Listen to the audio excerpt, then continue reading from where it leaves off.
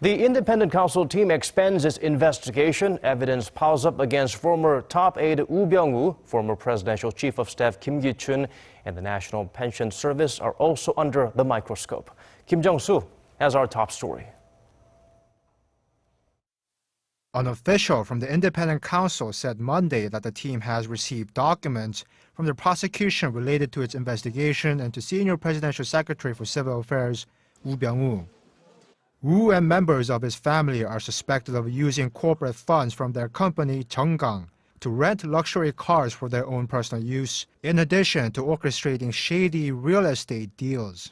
The documents constitute a record of the prosecution's investigation into Woo's personal crimes, and many believe the counsel will now turn its attention to these records, in addition to its examination of the charges against Woo in the ongoing Choi Soon-sil probe.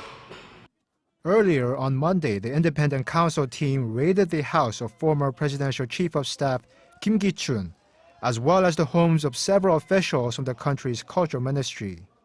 State prosecutors suspect Kim abused his authority by ordering then-first Vice Culture Minister Kim Il-bum to have 6 high-ranking ministry officials resign back in 2014, which later paved the way for Choi to have the post filled with people more favorable to her.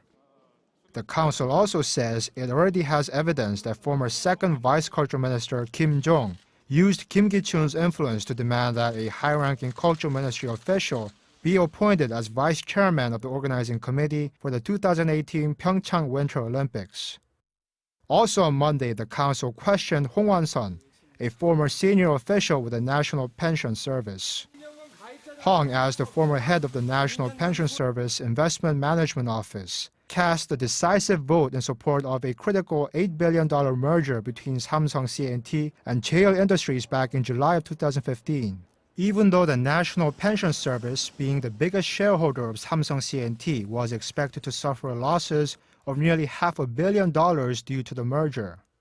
The merger helped Lee Jae-yong solidify his reign over Samsung Electronics, and Lee is suspected of pledging to give over $18.4 million to a German foundation linked to Choi in support of her daughter Chung Yura's equestrian training to win favor for the merger. The events have raised suspicions that Hong was under pressure from the presidential office of Cheongwade or Choi's accomplices to approve the merger, which would constitute a breach of trust. Jung-soo, Arirang News.